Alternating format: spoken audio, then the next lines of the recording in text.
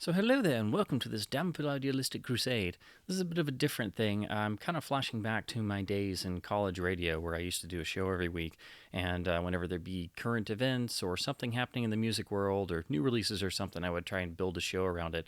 And I really miss doing that, and whenever something happens, I immediately think, what would I do if I still had a college radio show or something? So I wanted to put this thing together with, of course, the recent news of Eddie Van Halen's passing and the sort of, I hate to say morbid thing we all do, where we all do the deep dive back into the discography and memories and, what it was like when we saw the band live. I was lucky enough to see Van Halen twice live. Unfortunately, never with the original lineup, of course, because it unfortunately predated my existence, really. But I did see the ill-fated Gary Cerrone era, which was an interesting experience. And then I did see a show on the Sammy Hagar reunion tour in 04, 05.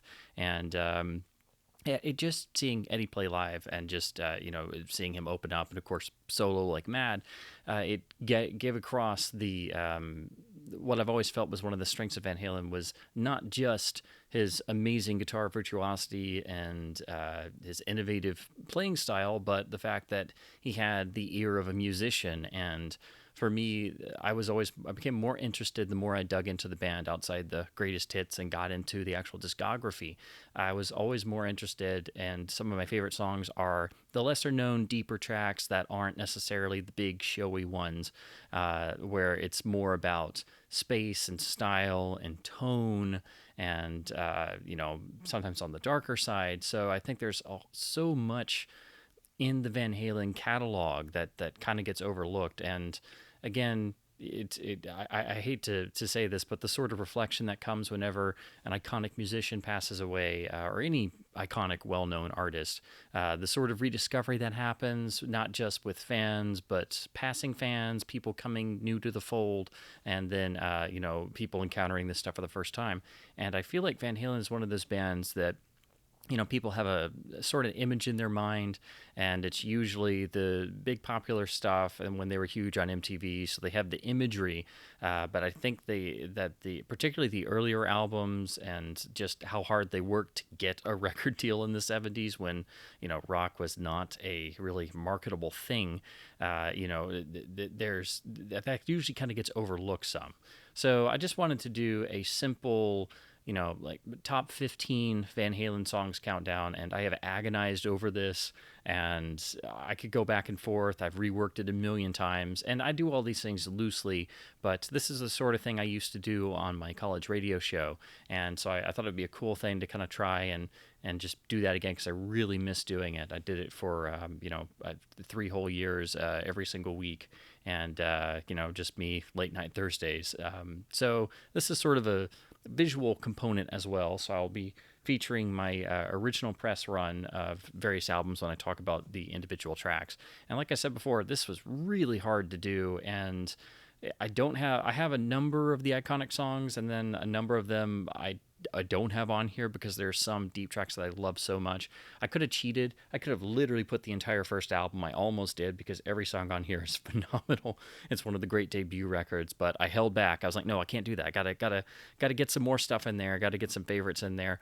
And talking about the different eras, it's one of the bands where everybody has a side they go with, but it's I kind of liken it to AC/DC in that the original lead singer and original lineup is so iconic that it's so hard to restart anew. And the second iteration of Van Halen under Sammy Hagar is really a different band. So I still like it. I still like a lot of the Hagar era songs. Don't get me wrong. I still own the records.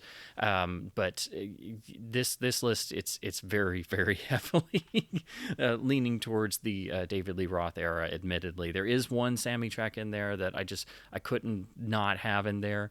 If I had done more, I tried to do I tried to cut it down so this video wouldn't be like too crazy long. But I had more in there, but then getting it down to 20. 25 was hard enough, then to 20, then to like 15. I was going to just do 10, but that was too hard. So I figured 15 would be a good average.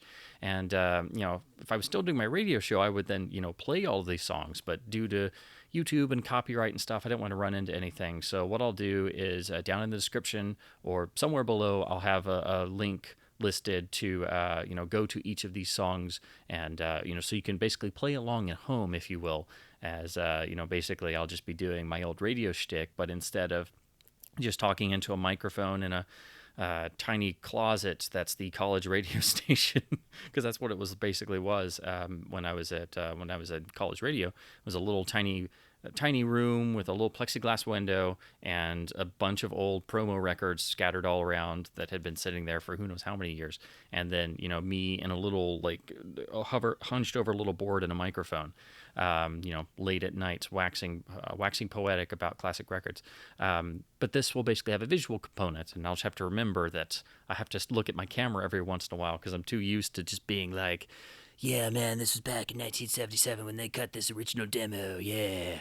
Like I'm some great DJ of the 70s when the art of being a radio DJ was a real art. So anyway, again, this is a very loose, very informal thing, and hopefully you guys have fun with this. Definitely comment below with your own top lists, your own memories, so on and so forth. And hopefully, if this turns out well, I can make this more of a regular feature, because, again, I still miss doing college radio shows so much. But anyway, without further ado, let's get into my own personal, cobbled together top 15 Van Halen songs of all time. And again, this has been extraordinarily hard to do. All right, so here we go with number 15. This is from their 1980 third record, Women and Children First. I've chosen the classic deeper cut, Romeo Delight. This is an astonishing song from the get-go. It is pulse-pounding, non-stop, ridiculously fast tempo, straight through. It's one of those songs that you'd never want to skip. If it comes up in random, and just been listening to the whole discography and catalog over the past couple weeks, and it's just one of those tracks you totally forget how amazing the band is. They're so phenomenally tight on this song. There's a number of songs, and I do kind of prefer some of these where they do have a faster tempo and they're just relentless, but this one, it's like, hitting you right in the gut as soon as it starts, and it is just, they're off to the races. Really phenomenal track, hugely underrated. So I've got a number of tracks like that in here, so it's not just all the big hit singles. So next up at number 14 is another track that I really love and is very atypical for them, from their fourth album, 1981's Fair Warning, which is a phenomenal record. I've got the classic track Push Comes to Shove, which, again, very atypical for them. It definitely has a disco vibe. It's a very laid back track, but it's basically about a relationship gone completely sour, so it has that nice dark tone to it. And the way that David Lee Roth comes in on the vocals is very laid back. He just kind of floats in, and it's very, very relaxed, but very dark. And, what could be just a simple track that's labeled as, oh, we wanted to try to do a disco cash-in. It definitely has the sort of vibe of Miss You by the Stones and other classic songs that, bands did to sort of get their foot in the door on the disco craze. And of course, by 1981, we had the whole disco sucks movement, the whole backlash. But it's interesting to see them sort of have an experiment like that. And there's a lot of experimental tracks on Fair Warning for them. It's their darkest record, bar none. And the reason why I love it so much is because they're trying to do different things. Eddie gets to experiment some. They get to experiment with different styles. And I just absolutely love that they have this complete outlier buried in there. And it's also, even though it's a relationship song, it's still quite dark. Now for number 13, I'm actually really glad I decided to do this video, because stupid me thought that I had gotten the entire discography on original presses, but I had actually forgotten I still am without an original 1984. And the reason why is usually they charge more for it in record stores, and I'm not going to overpay for a copy that's usually beat up. So I was waiting to try and find a clean one. Particularly, I'd love to get the original Quiex promo pressing, but now I'm really regretting that I haven't picked up a copy yet. So that's why the stool here is empty for the time being. So anyway, just pretend that there's one here. So at number 13, I've got the classic track I'll Wait, which is the synth-driven ballad of sorts from 1984. I've loved this one ever since I was a kid. It's just always stuck with me. There's the lyrics are very personal, and it's just one of those radio staples that I just never can turn away from. Again, going in a different direction. 1984 is where the synths really came in, and seemingly alienated a lot of the hardcore, deep rock fans that had stayed with him for a while. But also showed that Eddie was trying to do different things. He learned and played the keyboard parts himself, and while Jump kind of gets on your nerves, I had to come to terms with it after a while because it's still everywhere. I'll Wait has that darkness. It's actually, it's got a point, and the synths, I think, are perfectly arranged with Alex Van Halen's drumming. It's one of those singular pieces, one of their great singles. Now, next up at number 12 is the lone Sammy Hagar era track in this countdown, and I could not leave this track out. It's one of my favorite Van Halen songs. It's probably the main riff of this song is probably my very favorite Eddie Van Halen riff of all time. I love the meanness of this track. If anything, I think maybe lyrically some of the verses could have been polished up a little bit more, but man, it is just a phenomenal track. And that, of course, is their contribution to the 1995 film Twister, the song entitled Humans Being. Again, just a super heavy, really dark sounding track, of course, written and designed to match the storm chasers of the film. And of course they did do a instrumental piece called Respect the Wind for the end titles, but this is just a phenomenal song. I've loved it since I first heard it. Again, it's probably my favorite Van Halen riff, period. And the breakdown in the full, 5.5 minute version that comes between the verses, the instrumental section, oh man, it goes really dark, and it just builds to a ridiculous degree, like it's just going to boil over. So it's my favorite Sammy Hagar era song, bar none, no competition there. So it had to be here on this list. Phenomenal song, and of course I actually went as a kid and actually bought the CD soundtrack simply for that one song. Of course, it was also released on the Greatest Hits compilation at the same time in the mid-90s, but just a phenomenal song, horrendously underrated, kind of forgotten, not talked about. When it comes up in the movie, it's pretty cool, but it's buried under sound effects and stuff. It did get a music video and stuff, but avoid the single edit, which I think is about 3.5 minutes long. Always listen to the full version, because that instrumental breakdown, oh my gosh, that may be my favorite Van Halen moment, period, is just that single solo instrumental breakdown part. And again, it just builds and builds and builds and builds.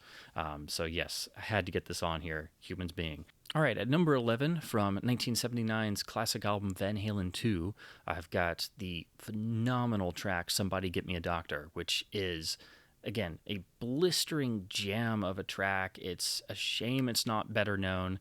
It's one of a handful of songs from Van Halen 2 that get really overlooked in favor of the singles, I would argue. It's got a very dark, almost nihilistic viewpoint to it, which is similar to another song on Van Halen 2, which we'll get to in a little bit. But I've loved it since the minute I first heard it.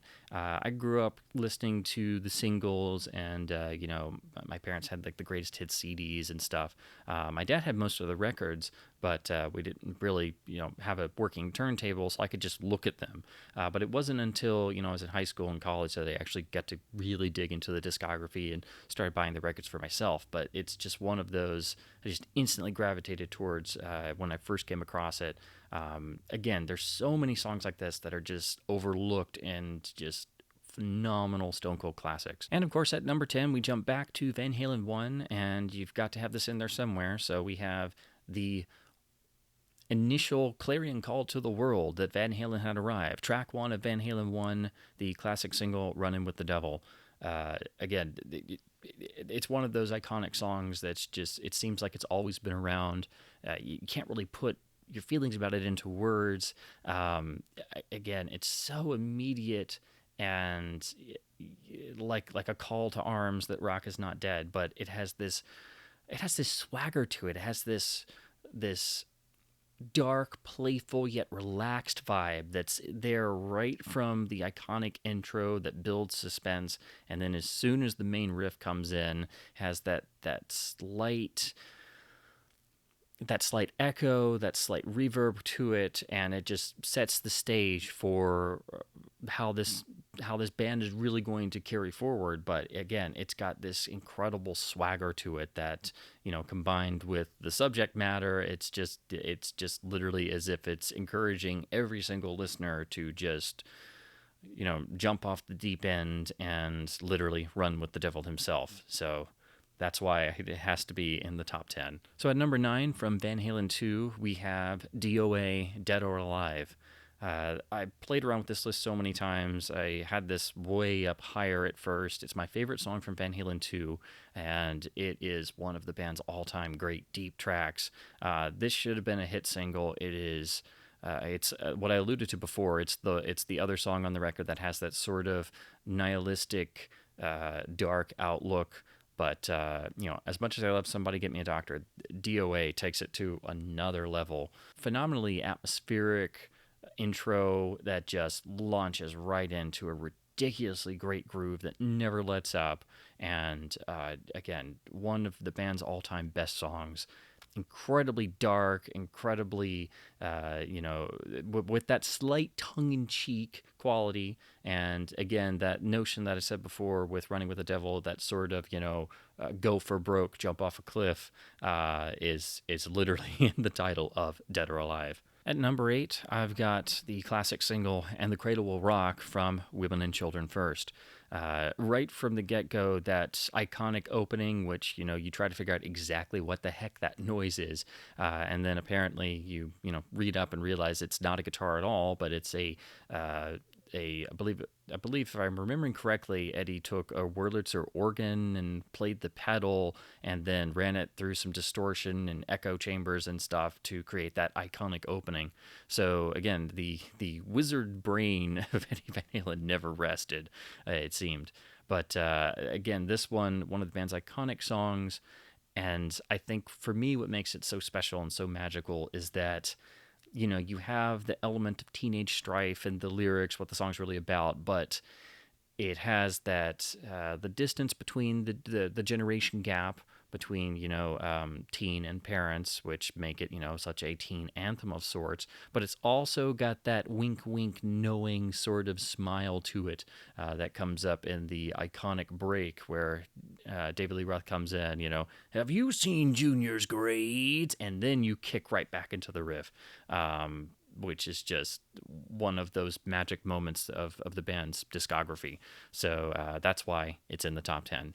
Next up at number 7, there's Unchained from 1981's Fair Warning.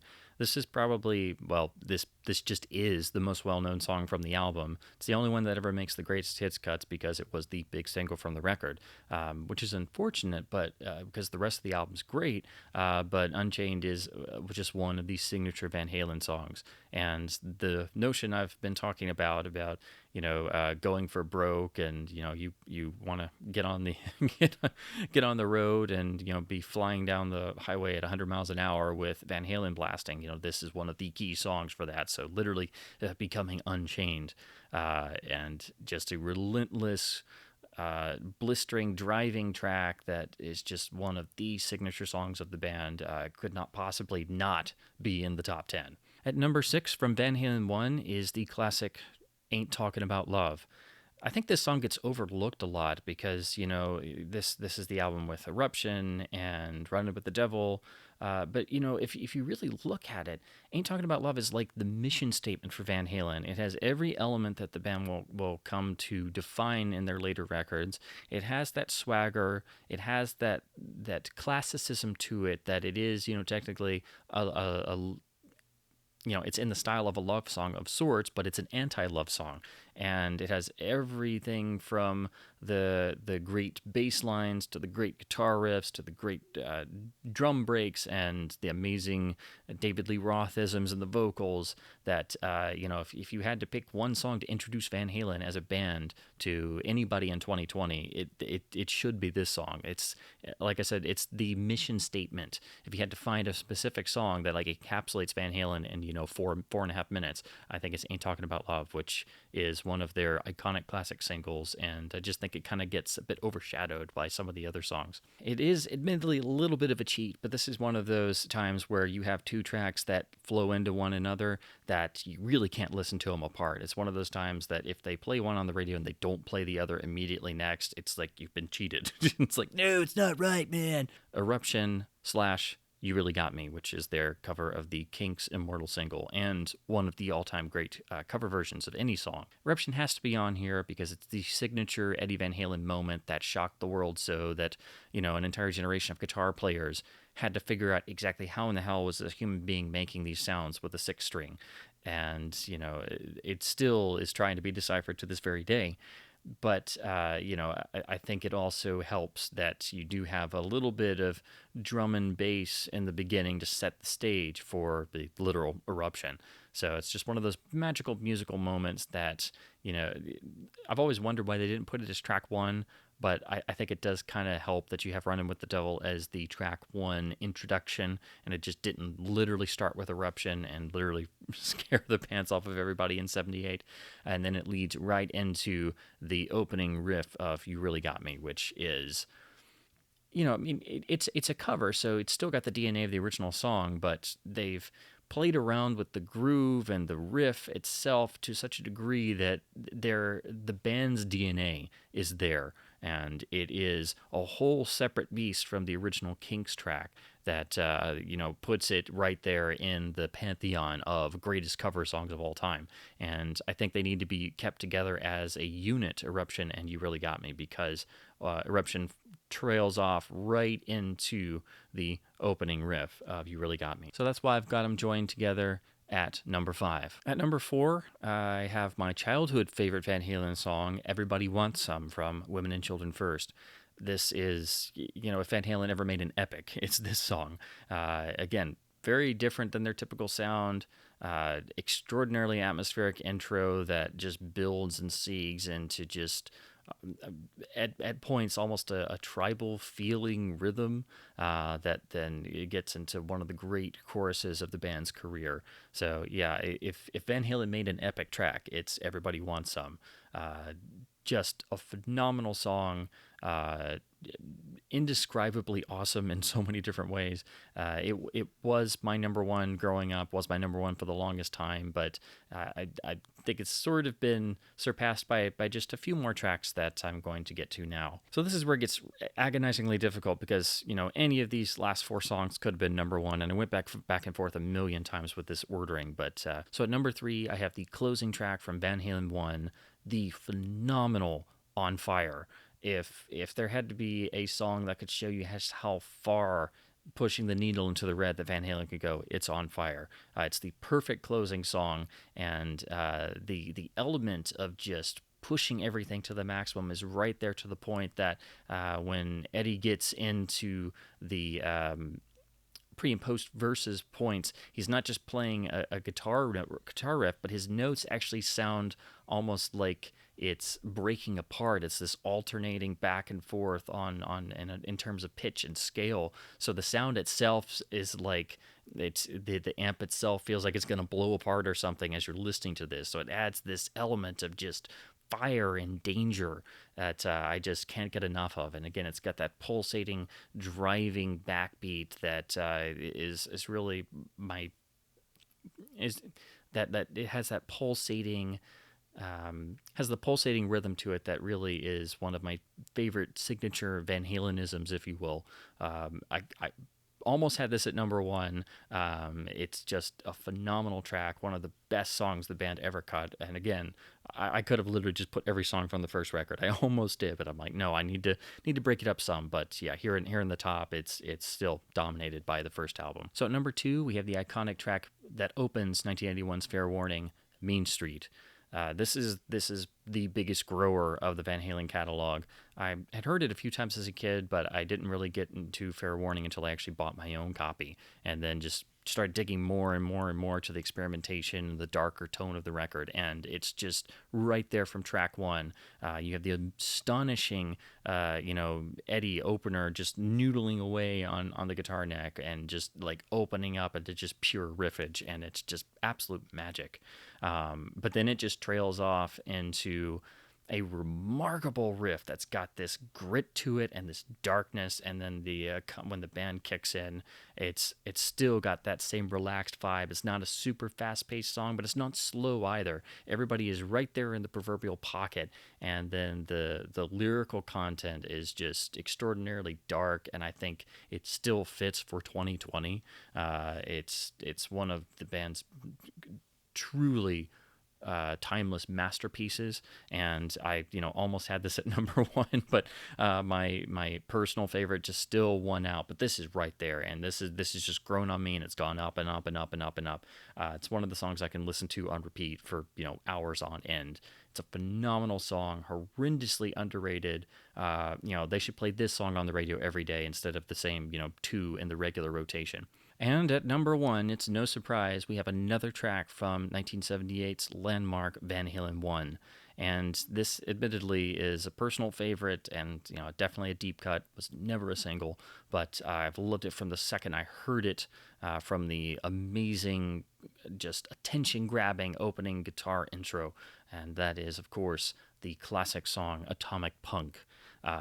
This is a blistering start to finish track that never relents, never lets up, and the lyrics actually seem to have sort of a science fiction vibe, so that made me just love it even more, that it was a bit different. It wasn't the same, cut from the same cloth as their usual lyrics were.